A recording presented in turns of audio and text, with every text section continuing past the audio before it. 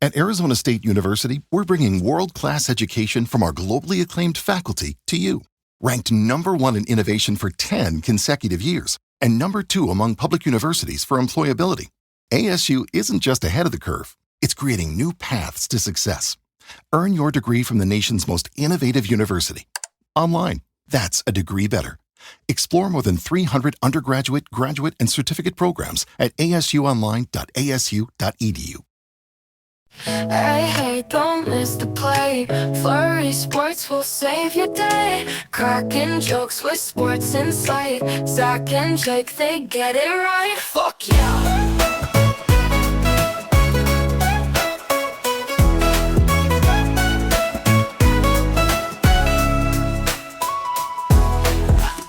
What's up, everybody? Welcome back to the Flurry Sports Podcast. Tonight, Jake is off, and we got Luke Reimer with us because we need to talk basketball, which I think it's a good opportunity for Jake to take a week off.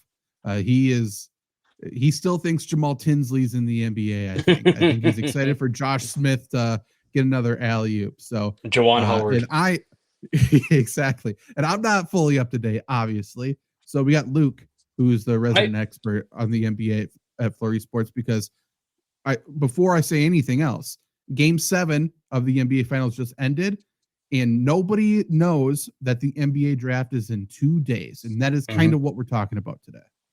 Right. I will say before we start, kind of convenient that Jake can't come on after the Brewers hung 34 runs on the Twins in 3 games over the weekend.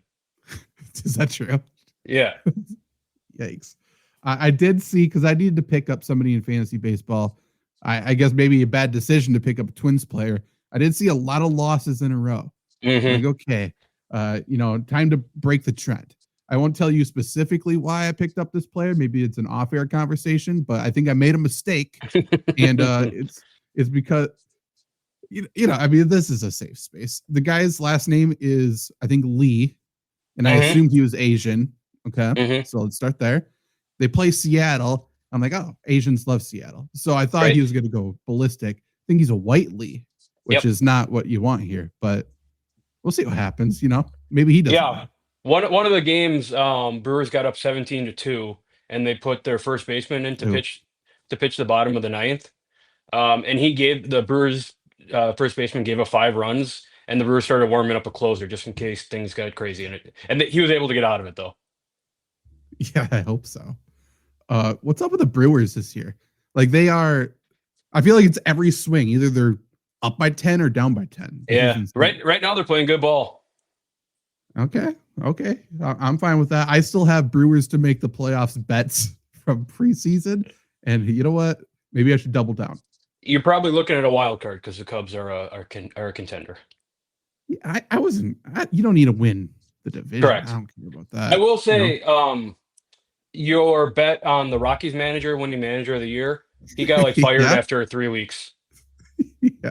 I mean, you never know. I maybe at the midpoint, which is close to now, I think, they'll realize, hey, we're not better without him, and we're not better without a leader, and they bring him back. And then if they go on a run, that's going to be something the MLB's never seen, and he gets the award. Well, I will say, Rockies won 3 games in a row, and I think they're mathematically eliminated now, but at that point they weren't.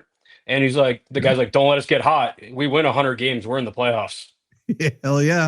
Never know. Only way to go but up. Why not? I was pitching last week. And by the way, I'm very serious about this. Give me the reins to the Rockies for 1 year and just see what happens. I think I can make something happen. But why wouldn't the Rockies at the deadline be like, hey, give us all of your expiring contracts for veteran players, and let's just make a run at this thing. That seems fun. Just dump all your money into old guys and see if you can go for it. Yeah, fuck it. You're gonna get so much in jersey sales because they're all on 1 year contracts, and then you got to get rid of them anyway. That's what I would do. And you know what? Get these old guys with something to prove too. They're trying to earn another contract. I want everybody fighting for positions, pissed off if they're not in the starting rotation that day. That's what we need to have a team full of. Plus, you're playing at Coors Field. I mean, if you hit the ball in the air, it's going to be a home run. Exactly. And I think I pitched Bo Nix is going to be a pitcher. We know he can throw it. He's in town. Fuck it. Right. We need somebody. I will say easy. It's not that hard. It's quite the inter manager is saying like, don't let us get hot. It's quite an interesting spot. Like you come in, you take over the worst team in MLB history. You're gonna get fired. They're gonna bring someone else in. Right. Like you just came in as a hitting coach. Like what do you even? I think you just go balls to the wall and just do whatever you want. You literally cannot make a mistake. You have the freedom to do absolutely anything. It's called house money for a reason. Do anything. I would be trying. People every day. We're literally rotating positions. We'll have a new person pitch. Yep. We'll have a new person in the outfield. Screw it. Who cares? I earned my degree online at Arizona State University. I chose to get my degree at ASU because I knew that I'd get a quality education, they were recognized for excellence, and that I would be prepared for the workforce upon graduating. To be associated with ASU, both as a student and alum, it makes me extremely proud, and having experienced the program, I know now that I'm set up for success. Learn more at asuonline.asu.edu. With so many options, why choose Arizona State University? For me, the only online option was ASU because of the quality. Their faculty was really involved with their students and care about your personal journey. The dedication to my personal development from my professors, that's been extremely valuable to me. Earn your degree from the nation's most innovative university. Online. That's a degree better. Explore more than 300 undergraduate, graduate, and certificate programs at asuonline.asu.edu. Is Charlie Blackmon still there? That's the only Rocky I know. Bring him back. Fuck it. Yeah. Reunion tour. At least for home games. That's fine. He doesn't need to play anywhere else. Sell tickets. Yeah. That's all what it is. You know what? Today we got Sean Payton. He's pitching. If John Elway took the mound for a game, you know how many tickets would sell? And he would too. Oh, John would, yeah, he would love that. He could be the GM too. He would jump on that too. Right. Every old Bronco. Before we transition to basketball here, we're on baseball talk right now. 999 challenge. Any thoughts? 9 hot dogs, 9 beers, 9 innings. See, we were trying to get some people because I went to the Twins game for Jake's bachelor party, and we're trying to get some people to do it. And like I was watching a lot of videos. I was really amping myself up to do it. That's a lot. That's something that I think I can do it. You think so? So what's your strategy? Because there's multiple ways to go about it, I think. Let's set the parameters of this. Are you of the opinion that you have to finish like the set of 1 within the inning, or is just throughout the 9 innings you have to do all 9 of every category? I think either way is fine. Getting the beer and the hot dogs down in 9 innings, I think that's fine. I think the fun way to do it is to do 1-1-1 every single inning. That's the harder way, I think. Correct. And I think that's the more respectable way, though. For sure. It is. But, it's a respectable game. You got to do it for sure. Right. But if you're taking the easy way out and trying to do it like get as much down before or whatever, get them all down in the 9 innings, however you do it, think you have to get the hot dog buns down as quick as possible because that's going to soak up all the beer. Yes, but once the buns settle in there, I think you're I know. Like, yeah, I don't know. Like, you for sure can't go all of the beer first. You need to have a lot of the beer left over to get the dogs down. Right. If you could like double the bun, like get like 4 of just the hot dogs down and like double up some of the buns with the beer, I think it's a time thing. It's a time thing. You can't right. let the bread in your stomach too long. I think you can I think anybody can do like 5 hot dogs and 5 beers. But once you get to that point, you're like, you got to do 9. Like it's like going to a football game in the winter without your shirt on. If you're going to do it, you got to do the whole game. You got to do the whole thing. Is there a beer that you would choose specifically? I mean, like probably Coors Light. It's just the lightest thing. Like you can drink that like water. Yeah. Jake recently, for his work, they got a box for him, and he got to pitch what one of the beers was, and he went to a Brewers game in a box and got Hams. So yeah, tough look. That decision. And no. The thing is, he's the only one there who drinks Hams. So he is responsible. I think he had 5 of them, and I can't imagine. I mean, it's just water, but that's one of the beers that I almost would choose. Yeah, the thing is, you have to do something that doesn't have that much of a taste either. So like Busch Light, I think is fine. Like Miller Lite's got too much of a taste to do it, I think. Budweiser's got too much taste. Bud Light's got too much of a taste. So I think it's Coors Light or Busch Light. Yeah, Busch Light would work too. Coors Light's a good choice, I think. That is pretty. It doesn't need to have a taste. Yeah. Yeah, I think you're right. Otherwise, like, have you ever had a Liney's Light? I feel like a Liney's Light would be perfect. I don't know if they sell that there, but that would be a good one. Yeah, you can't. I don't know. Maybe can't do anything heavy. No, if you did Bud heavy, right? Like imagine doing a Spotted Cow. That would be a disaster. Yeah, that would be a nightmare. Or like an IPA or something like that. Yeah, that'd be terrible. I do feel like if we do like a Flurry Sports offsite thing at some point during the football season, maybe we do our best. You know, we get this. If baseball's still going, we can do it for baseball. But if we do it something for a football game or something, I think we try it. And I think if Trevor's there, he's going to fail first, which is fine. Right. So we're not going to be the worst no matter what. And if Trevor's in the chat or anything, but I think we do need to figure something out record it, obviously, for content. Like, let us know if there's something specific. If you don't want the hot dogs and beer, if you want something else, let us know that as well.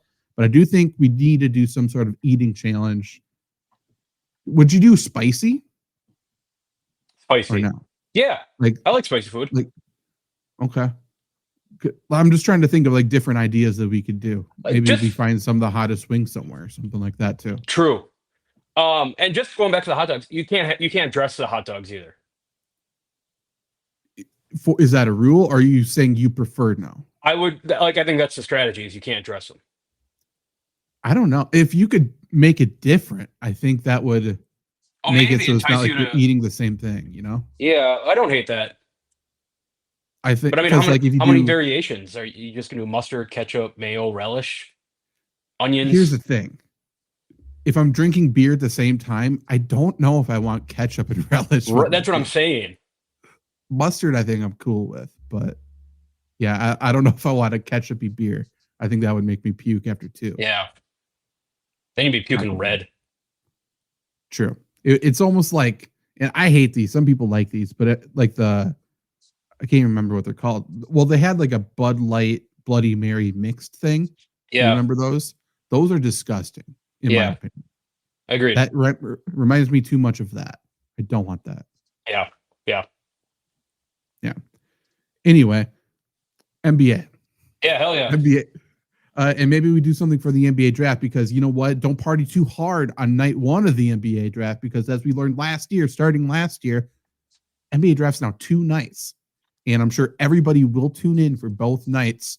I think, and I don't think I'm just hypothesizing this, I think it's just an obvious thing, right?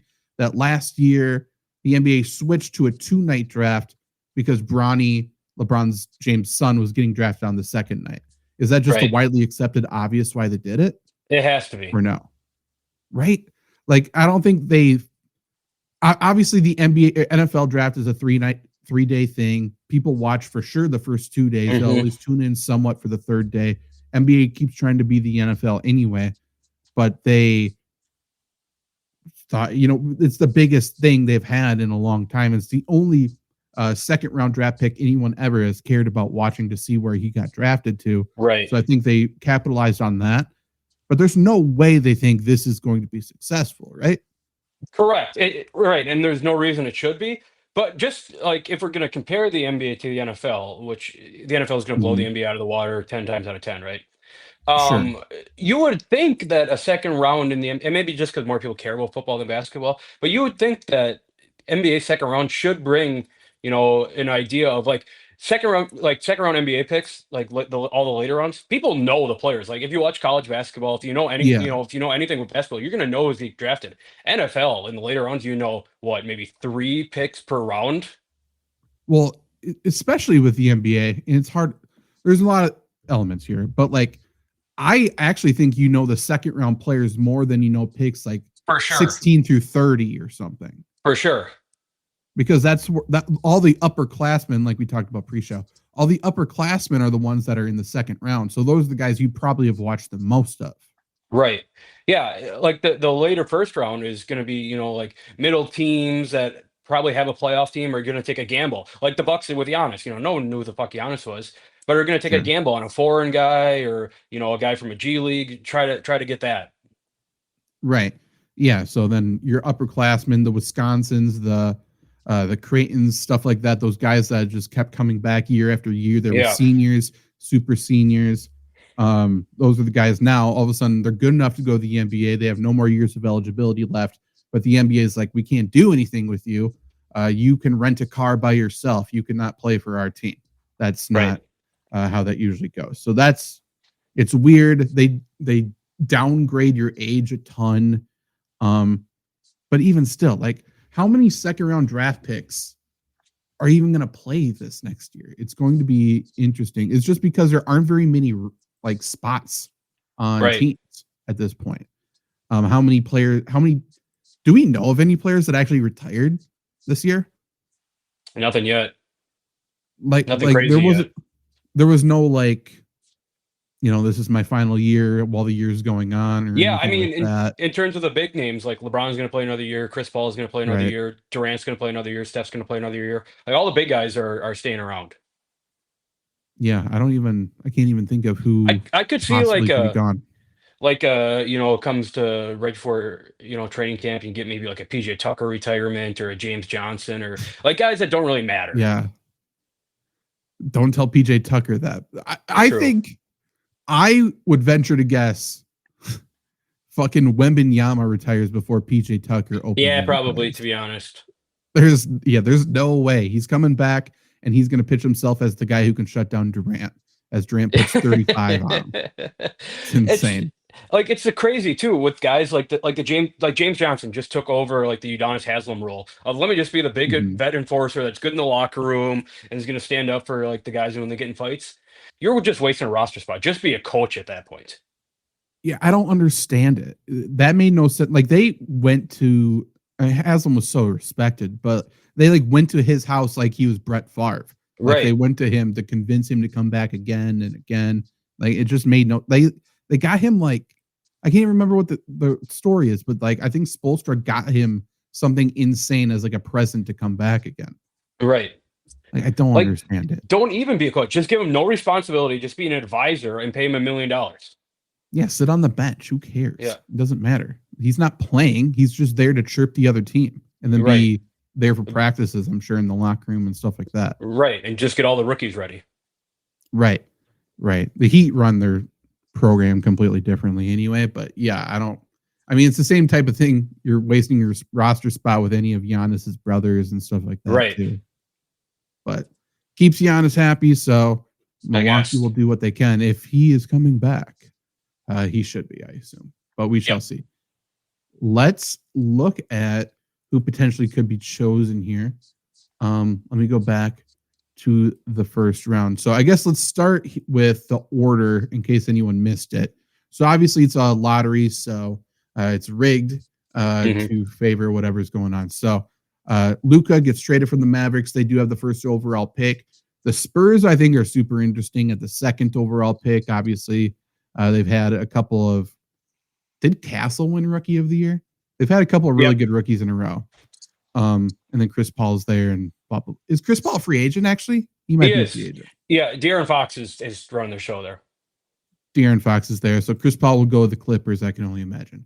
But yeah, this is the order. We got 76ers, Charlotte, Utah, Washington, poor Washington, Pelicans. I mean, Brooklyn. that's the thing. That's the thing with the lottery. Like, right? It's nice to have a lottery to limit tanking and all that. But you get a team like the Charlotte Hornets who haven't won like more than 30 games in like the last 25 years, and they have never had the number one pick like since Alonzo Mourning. No, yeah, I like that. It obviously makes it so you don't want to openly tank necessarily, but at some point, like we need to get these guys competitive a little bit. We need to juice them up somehow. Yeah, it doesn't really make sense. I wish there was a way to like I almost think along with the lottery system or something, like maybe if you are worse, you have more money to spend. Maybe that's good. I don't know. I have no idea. Maybe that's a good thing. Maybe it's not. But But I this mean, is the team. This is the a order. team, We already know the first overall pick. right? A team that made the playoff, basically the playoff, like playing playoffs or whatever, is the number one pick this year. Right. Yeah. This isn't a bad team. Right. I would say the top two teams aren't bad teams. Correct. 76ers, I have no idea. But 76ers are down there because they didn't have Embiid for a bunch of games. Yeah, But they were all injured all year. I don't know how good Philadelphia is anyways. But anyway, we will look at some players here. Cooper Flagg is already locked in to go to the Mavericks. So we know that. Is there an actual discussion for number 2, or is that locked in as well? Cooper Flagg going to be number 1 for sure. And maybe this is a hot take. I think that he's a better prospect than Victor Wembanyama. I think Victor Wembanyama came really raw, but just based on his size, he's a good player. Like Cooper Flagg is already going to be an NBA All-Star when he comes in. So that's set in stone. Number 2, there's not. I mean, like if the Spurs hang on to the pick, which it kind of sounds like they are now that you know Giannis is going to stay with Milwaukee, Kevin Durant's with Houston, kind of the big dogs who are maybe on the trade block are kind of falling into place. Dylan Harper is probably the guy there, which Rutgers is incredible at recruiting, but bad at like playing team basketball. So to have Dylan Harper, I mean, he's going to be a big guard, which is going to be weird for the Spurs because they are kind of guard heavy right now. But De'Aaron Fox's contract is up after a year, so you give him a year behind De'Aaron Fox, and depending on what happens, you can kind of ship Fox out. Harper will be good player, Cade Cunningham-esque kind of player. Okay, yeah, that makes sense then. Not that he's Cade Cunningham, but a big guard who can score and pass. And I knew, again, I passively watched college basketball, more so just March Madness heavy. So if they didn't make the tournament, maybe I didn't see as much of them. I'm surprised there's 2 Rutgers guys in the top 3. That's what I'm saying. They're incredible recruiting, bad playing. Interesting. Okay. So I know, and you have a full mock draft going out on Flurry Sports tomorrow. That is Tuesday if you're listening to this. So flurrysports.org, you can read more of like where Luke's projecting players to go. What he actually thinks of them, stuff like that. But I know you did have a list of players here that you specifically want to point out for us to look at. Maybe who, for someone like me, I don't really know them, who they may remind me of as well. So with a third pick, they're like Philadelphia is in a really interesting spot because they were injured all year. Tyrese Maxey, Joel Embiid, Jared McCain, they're hurt all year. Paul George just kind of sucks now, but he was injured too. DJ Edgecombe, who's number 4 on the list here, can be a really interesting guy for them. He's a guy who kind of plays a little like Zach LaVine before the ACLs. Plus now that he can shoot, so he's a high flyer who can shoot threes. It gives him a reason to move on from Paul George if he sucks again. But it brings kind of some different versatility. Like Philadelphia is probably going to be in the playoff next year if Embiid's healthy. So it's just they're adding a good player to an already all right team. I can honestly say I did not know Paul George was on the 76ers. That is interesting. I had no idea. So if they did go for Edgecombe, I assume it would be what? Maxey, Edgecombe, and then Paul George, somebody else, Embiid. That's the starting 5. Yeah, then? probably Jared McCain when he comes back. Okay, that's not a bad starting 5 then. Like right, that's a team that can compete. Their names, and if you have Embiid on the court, you're gonna score at least 90 a game. So true. Okay. What's interesting too is the second Rutgers guy, Ace Bailey, up there. Apparently, like he's he like is I don't want to call him like a prima donna, but he didn't want to like work out with the Sixers. He avoided an interview with them. I think they're doing it like tomorrow, which makes me think that they're not going to draft him. But Sure. I think he took one with like the Spurs. He took one with like the Jazz. He's like selecting where he wants to go. Interesting. Do you think he's good enough where like he can have that type of pull? I don't, but I think he'll be a fine player. Like he's a 19-year-old at Rutgers who he played fine in college, but he wasn't anything crazy. Kind of Michael Beasley-esque, Michael Porter Jr.-esque, kind of a big wing who can shoot the 3 a little bit. But I don't know that he's a guy who and the only one in the draft who I think should be able to do that is Cooper Flagg, and that's not even he's going to be the number 1 pick anyways. So. I mean, prima donna doesn't necessarily fit them, but in terms of a big guy, kind of a playmaker who can shoot the ball, that sounds like a Spurs guy to me. Yeah, for whatever that's worth. Did the Spurs name a new head coach? Yeah, it's the guy who's been interim from all year. I forget his name. Okay, that makes sense. Hopefully Pop is good. Okay, so I mean, how high do you think Cone Knippel can go as someone biased who unfortunately kind of wants to see him do well? I know. I also like Con Knippel a lot. Like obviously he's a Duke guy who I hate him, but he's a Wisconsin guy. Right. He's a guy when I wrote him up, like other than Cooper Flag, he might have the highest floor in the draft where you know exactly what you're getting out of him. You know, Mhm. he's gonna make the right play every time. He can score from all over the court. He's just not, athletic not fast enough to probably keep up with the Anthony Edwards of the world, to keep up with the Kevin Durant's of the world. I know Charlotte likes him from just from reading reports. Um, the Charlotte fan pages on Facebook love him. They think he's going to be like a Gordon Hayward kind of player. He feels Sure. like a spot up shooter who can create offense when needed. Yeah, he is. He almost had.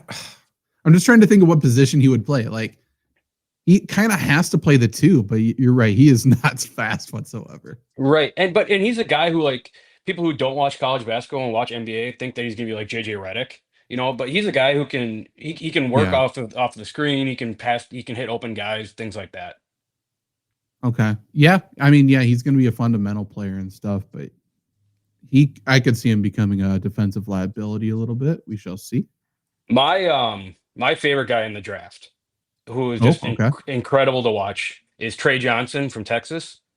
The Okay. dude, Jamal Crawford, Oh. Brandon Jennings, Michael Redd. As soon as the guy touches the ball, shots going up. And he shoots from Steph Curry range. He throws down dunks. He hits from all over the place. He is so fun to watch. So, in your opinion, then, what's like the highest you think he could end up going? He's rated 5th for whatever it's worth on ESPN. Do you think he can get up to like that, the Spurs at 2, or no?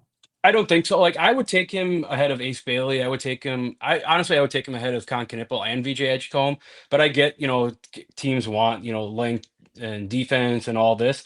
It kind of feels like a Jazz pick at 5. Maybe the farthest down I see him going is Pelicans at 7. Okay. So I would That's fair. say right outside the top 3. Any of those picks. Okay. You think, but he's your favorite player. You think he can come in right away and like lead a team, obviously, in the backcourt? Yeah, so fun to watch. Okay, I like that. We need more like young guys. I don't know. I'm wrong because I don't watch much NBA and because I just literally hate it.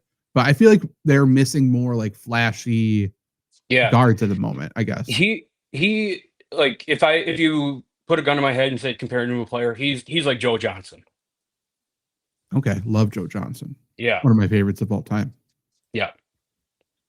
I am shocked to see Derek Queen on this list. I did not know I like him too. I don't know why. I'm just surprised that he declared for the draft. I thought he was coming back. I don't want him to just be another Maryland big guy who went too early and just is out of the league immediately. Which very well could happen. Sure. He's a guy who, and this is what's great to me about the NBA draft is like NBA draft, definitively every single player you can either label him as a good player or a bust, which I don't think you can do with NFL just because there's so many guys and so many moving parts. Baseball, who the fuck knows? Hockey, who the fuck knows? But Derek Queen is a guy who's either going to come down to a team and by his 3rd year he's scoring 25 a game, or he's Anthony Bennett out of the league in 4 years.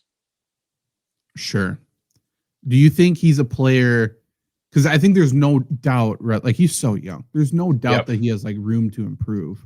For sure. Do you think he's someone who should just be an immediate starter and just learn as he goes? No, probably not.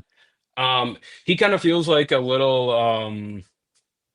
I mean, it's probably just because they're like fat guys, but Glenn Davis, I love a little bit of that in him, like a little Charles Barkley in him, who can shoot a little bit.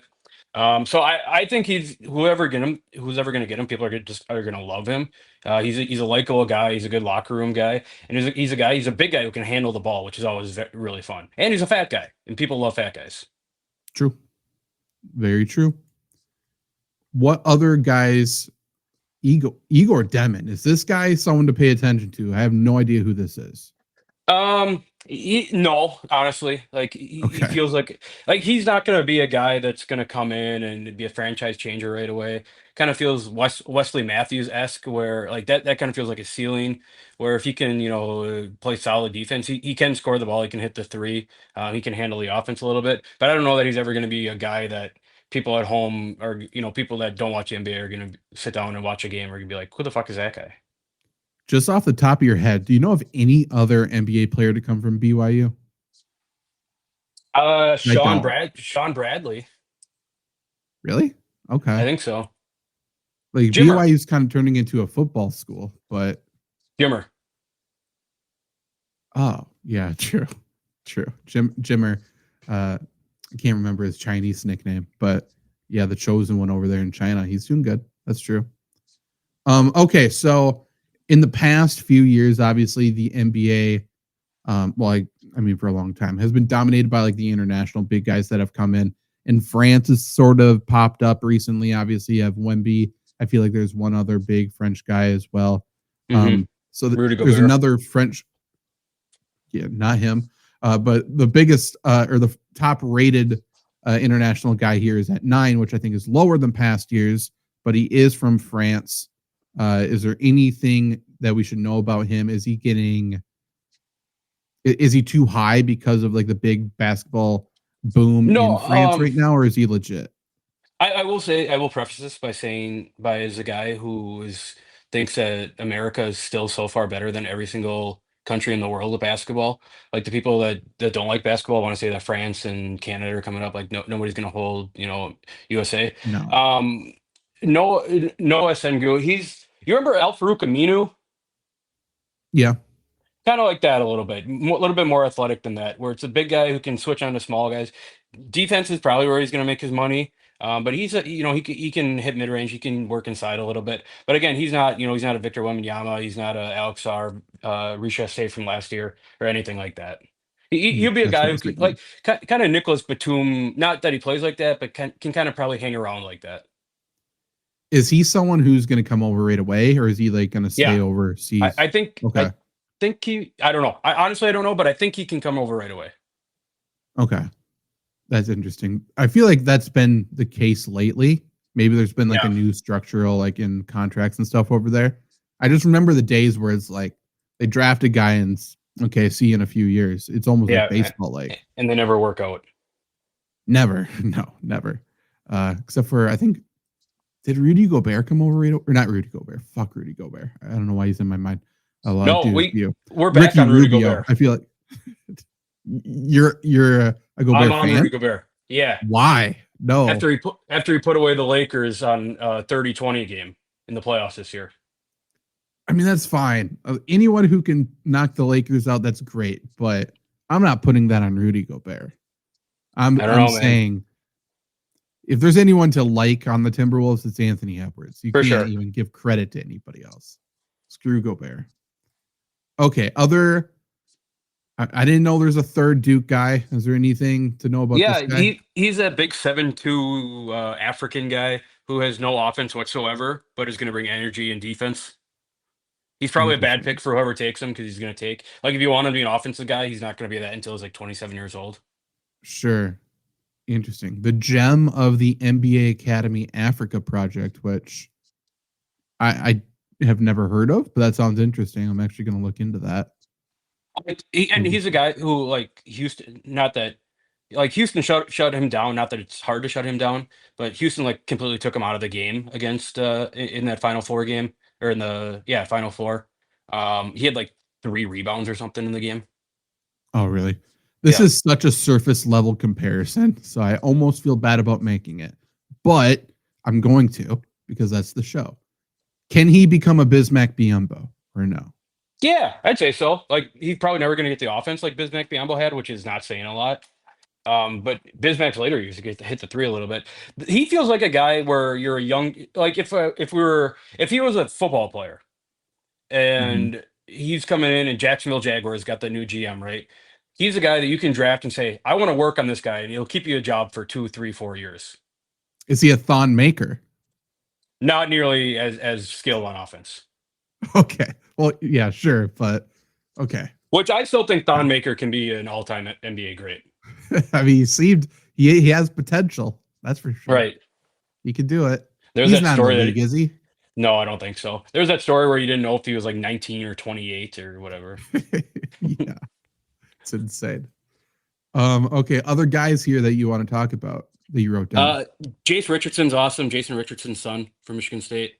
Really? Okay. Yeah, high flyers, can score the ball from anywhere on the court. He's very fun to watch. He was a big reason Michigan State was like really good last year. So he was just a freshman then at Michigan State as well? Yeah. Interesting. Okay. I did not know his son's playing. Jason Richardson, incredible 2000s NBA player, 2 dunk contests. Yeah. Not that he's going to be like, I think he's probably a better player than Jason Richardson, but he'll be fun. Him being ranked, 18th is kind of crazy. Like I would take him into the top 10. Oh, really? Okay. I think he comes in and plays right away. The only problem is he's 6'1" and he's not a point guard. But he can play. Okay. I like that. Yeah. I mean, I feel like a lot of NBA, like former NBA kids that come in are always, I mean, except for Bronny, are usually pretty skilled. Like they get there based on their skill and their name, and then they're just undersized weirdly. Right. Which kind of feels like this guy then. Right at the bottom there, Danny Wolf is an interesting player. 7-footer who was awesome at Michigan last year. He can hit the 3, he can score all over. And you would think he would be a better defender for being 7 foot, but he's not a bad defender. Like being if he gets drafted at 25, like if someone like if the Thunder get him, that's incredible. Sure. Yeah, I think that makes sense. And obviously we look at, the 2 teams that were in the NBA finals and stuff, they have a bunch of big guys that are versatile. They keep switching on to people. So I'm sure, I would assume other teams are going to start to try to mimic that and stuff. So feels like that he kind of fits into that mold a little bit. Interesting. Oh, he's an Ivy League guy. Then came from Yale. He was part of the Yale team that upset Auburn 2 years ago. Sure. So he's one of the few, I would say, in the first round probably that are upperclassmen then, right? Yeah. And then just one more, Liam McNeely at UConn. He's part of both those champions. Or no, he's a freshman. So he came in. They were he was the best player on the team this year. He's more of like the JJ Redick type more than Con Knippel, but they're very similar players. Okay. Big, 38% 3-point shooter. So and he's a fun guy. He talks shit too. Yeah, you could tell white guy with a headband. He has to. Does he have legit range, or is it he's a college 3? Okay. No, he can hit. And he's coached by Dan Hurley, so he's got grit. He's he can get yelled at a little bit. True. Is Dan Hurley going to be the new Knicks coach, or did the Knicks already name a coach that I didn't listen? No, they haven't named the coach, but every single team that they've tried to, you've seen that they've asked they deny it. Yeah, it's so fuck funny. You. Why? It's so good. You can't take our head coach, you losers. And I love when the Knicks are good because I think New York basketball is good for basketball. But if they were like the Celtics, I would hate them. But I want the Knicks to be good, but it's very funny that they're not. They don't have a head coach. It's going to get to a point where they're like, who we should interview? We should interview Thibodeau. Like he would be great right now. He would be a great coach. Okay. Any other first rounders here that you think in the right landing spot they could actually be really solid?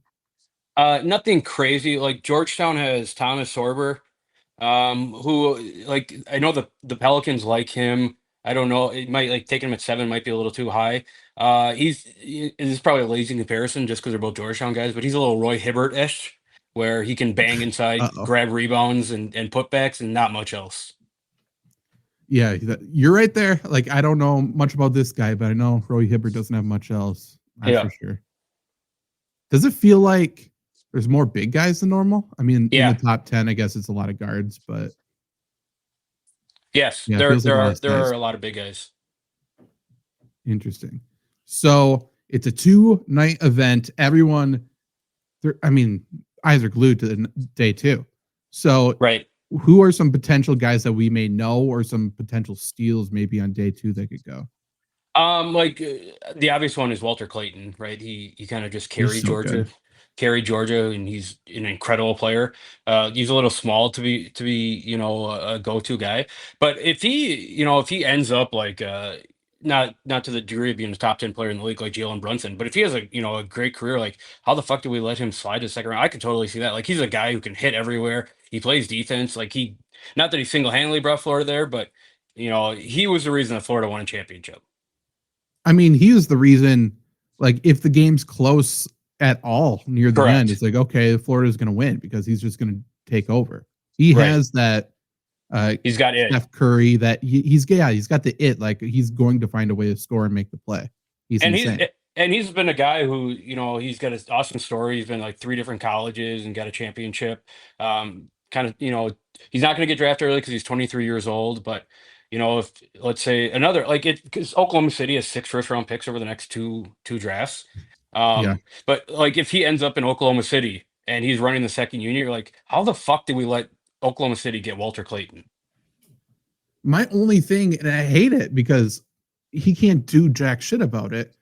I don't know if Walter Clayton works off the bench or like in that type of role. Right. Like, I feel like he needs to be a leader on the floor. Right. Yeah. The only reason, like, if you bring him off the bench, he's a guy who has to have the ball in his hands, and like if he can develop into like a Lou Williams type player, that would be an incredible career trajectory for him. Yeah, 100%. 100%. Yeah, we know he can play. It's just we know he can play when he's on the floor and can settle into a game and feel it out and set people up and blah blah blah blah blah. It's similar to the NFL where it's like, okay, we got this really good 20 per carry running back, 20 carry per game guy. What if we put him on the field for 5 carries with another guy? Let's see how it is, a la Houston this year. It's like, oh, maybe Nick Chubb's not going to be very good with 7 carries. Maybe he gets better as the game goes on. Stuff like that. It also feels like Walter Clayton could be a guy that, gets drafted by like I don't know, like a loser team, like the Trailblazers or something, and they don't develop him, and he sits there, and he's like, fuck this, I'm out of here after 2 years, and he ends up like on the Celtics and starts dominating. Or he's just going to be like solid with the Blazers or the Nets or somebody like that for 2 years and then just basically not get a second contract. And he's done. Like, I could see that too. I will say, just for my own biases, I'll talk about Drake Powell from North Carolina. He's a guy who should probably stay in college another year. He's a really good player. He's lengthy. He can knock down a 3. He's a good defender. He's just raw. Like he needs a year or 2 of development yet before he becomes a real good NBA player. For the NBA, I can't remember their rule. Like I know you can declare for the draft and then pull. If he doesn't get drafted, could he still go back to college or no? Or is he in? If he doesn't sign an agent. Well, I don't know if that's changed with NIL, but it used to be if you didn't sign with an agent, you can go back. Interesting. Okay. That's so weird. If you could like just put your name in, not sign, not get drafted, and then just be like, hey, we're cool, we're back. Right. Doesn't matter. That's super weird. A lot of people know Kalkbrenner. He was at Creighton forever. He's a stud. Do you think that translates to the NBA? For sure. He's an awesome player. He's going to be great in the NBA. So like a 4-time defensive player of the year. Like he's defender. I think he's like a 35% 3-point shooter. He had a 40-point game this year in college. Like he can score the ball. It's another guy where like, why is he a second round guy? And again, it's because he's, not the fastest guy, but if you're 7 foot, you're just gonna be in the paint the whole time. And he's 23 years old. Get him to Utah stat. It would love like a Utah guy. Yeah, for many reasons. They will love Ryan Kalkbrenner, I feel like. Yeah. He feels like a guy, and I'm just saying this as a Bucks fan, like he could easily replace Brook Lopez in the starting lineup. Sure. That's actually not a bad thing. And for a team that obviously needs to retool and go. Right now, I don't have time to sit and develop people. That's an interesting pick. If you scroll down a little bit, like Janai Broom won Player of the Year. There's no reason that he should be the 40th ranked player. Like he's definitely a top 20 guy in the draft. It just again he's old and I mean he's a little undersized, but he can bang inside. Yeah, I was gonna say so 6'9", does that work for the NBA? It's a weird in between size. Probably not. Like he can step out and hit the 3 every now and then. He's not gonna need to do that in the NBA. But again, it's the same thing. It's the same argument I've always had in the NFL draft. Like the Heisman winner. Why wouldn't you take the best player? If you're iffy on a guy, take the best player in college basketball last year. Sure. Yeah. Sure. There's a reason he incredible. was voted the best. Yeah, best player on the best team the entire year, and yeah, he was great. Right. So let's say Cooper Flagg sucks to suck, gets hurt right away, does not get to play the majority of the season. If you had to pick one of these guys to win Rookie of the Year, then who do you think it would be? I would, my heart wants me to say Trey Johnson, just because he's the guy who's going to be on the highlights. He's going to be the flashy guy. He's going to be, all the 12-year-olds on TikTok are going to love him because he's so fun to watch. But the best player outside of Cooper Flagg, obviously it depends on landing spots, right? But it's probably Dylan Harper. Okay. Especially if he falls to, which he's not going to. Maybe not, because he's not going to get a lot of time at the Spurs. Maybe someone I could even see like I hate to say it, but like Con Knipple, I don't hate that. If the Pelicans, get Jeremiah Fears, like the Pelicans have been looking for a point guard to run their team since Chris Paul left. Like if that works at all, like Zion stays healthy, I could see Jeremiah Fears being in there. Other than that, like it's Cooper Flagg. Ace Bailey, I don't like Ace Bailey. A lot of people do. I wouldn't surprise me if he started good. Okay. That's fair. Looking back, so NBA is weird. They don't usually do trades during the draft, I would say, at least for superstars and stuff. But like, is there any team that actually could move out of this top 5 or so? Theoretically speaking, the Spurs should move down or should, move for a player. It's not going to happen. Philadelphia's in a spot where if talks happen and someone became available, like I said, they're a playoff team. If you add, a vet, they're going to work. They should trade out. Brooklyn's interesting because Cam Johnson is always going to be floated around as a trade piece. D'Angelo Russell's always going to be floated around. I could see them moving back because, again, I think they're a veteran away from being a playoff team. Wizards should move up. Jazz, again, it's another one. Like Lauri Markkanen is always going to be floated out there because he's a good player on a bad team. I think they could move. So Phoenix got the Rockets pick in that Durant trade. I could see them trying to move up because move back because they want picks. And they got 1 first rounder and 5 second rounders for Durant. They need to retool, and they're not going to trade Bradley Beal. I think he has a no trade clause, and he's making like $40 million. So why would you leave that? Right. To move up, like Oklahoma City can honestly put something together. They have 3 first round picks. That's insane. Yeah, they could do that. That's crazy. Right. The Heat, I could see them on the fuck? phone. Oh, is that the Clippers logo? Yeah, new logo. It's horrible. God, that's bad. Okay.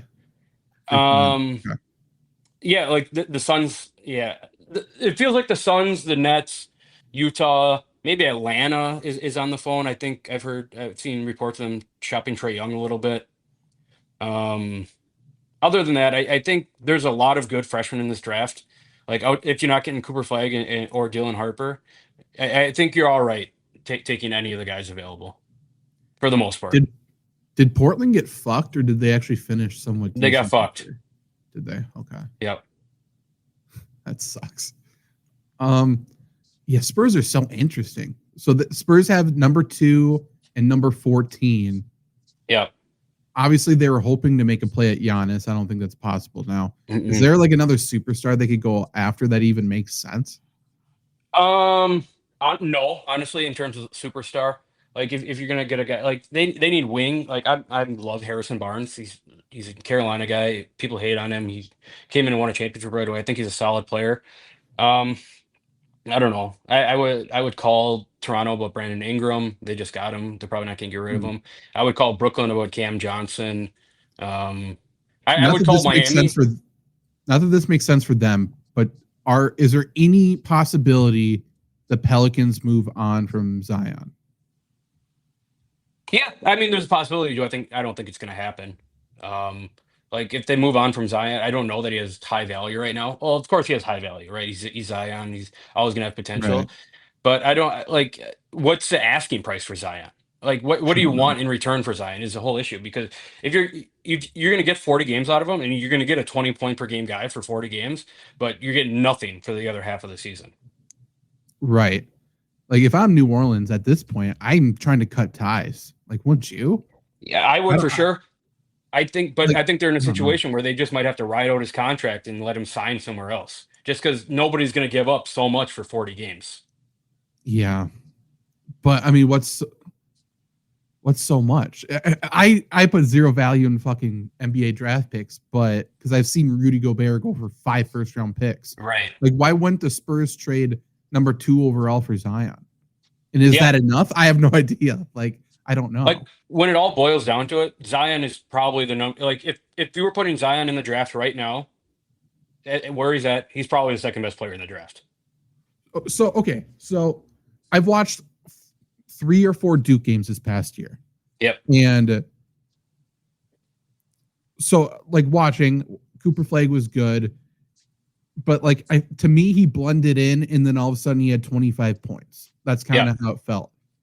If you had to just put it in perspective, how good of a prospect is he? You said something about Victor Wembanyama. I think he's a better prospect than Victor Wembanyama, just in terms of being NBA ready. Like, he's ready to go. I think he's going to be an all-star right away. I think he's runaway rookie of the year. Like, once, and I don't even know if Kyrie Irving's when he's going to come back. But if Kyrie Irving comes back at the end of the year, like, they're going to have a lineup of Kyrie Irving, Klay Thompson, Anthony Davis, Cooper Flagg, and Daniel Gafford. Like, that's at least a 5 seed in the West to me. I think he's going to make an instant impact. He helps Anthony Davis defensively because Cooper Flagg is so good on defense that Anthony Davis can kind of focus on offense a little bit. Like, he's great, and like and he should be graduating high school. He should have just graduated high school, and he's going to be the number 1 pick in the NBA draft. Yeah. He forewent his senior year in high school. Fuck that dude. Okay. Like, he can score all over the court, but the defense is certainly what brings him over the top. I would say he's probably the best prospect. Like, of course, Victor Wembanyama, but like Cade Cunningham, maybe. Okay. Yeah, I would put him in the Cade Cunningham, not quite Anthony Davis style prospects, but in the guys that are going to be franchise changers. Sure. Okay.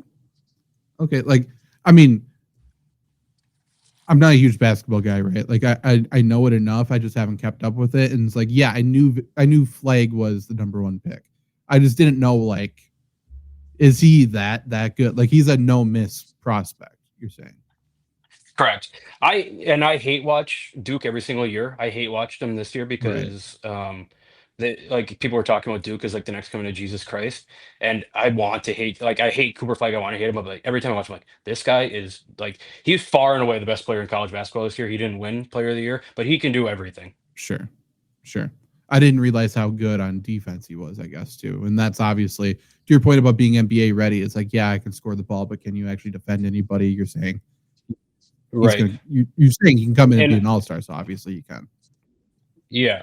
And I mean, he was given the work to, not that it really matters, but he was given the work to the Olympic team in their scrimmages. Right. Yeah. We remember that story that came out that he like schooled them, whatever. Yeah. That's the first time I even heard his name before. I don't know if other people like knew him before that or not, but I had no idea who he even was. I saw the name Flagg and representing our country, and I got excited. So, yeah, which is crazy as a guy out of like the middle of the boonies in Maine that he's going to be probably the best player in the NBA, and like, probably gonna be like the best player in the NBA in 10 years. Is this like, do we know anything about his family? Like, are they athletes, or was this just a fluke? They're athletes. They're very hateable.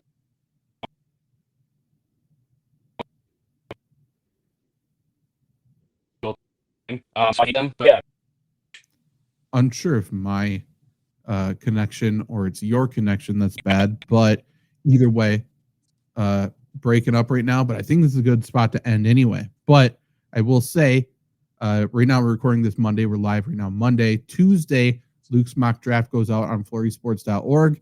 And then Wednesday is the NBA draft, which we all knew. We all knew that was happening this quickly. I'm not the only one surprised. So definitely go to flurrysports.org tomorrow, Tuesday, to see where Luke is projecting these guys to go. And then tune in for both nights of the NBA draft, but especially Thursday.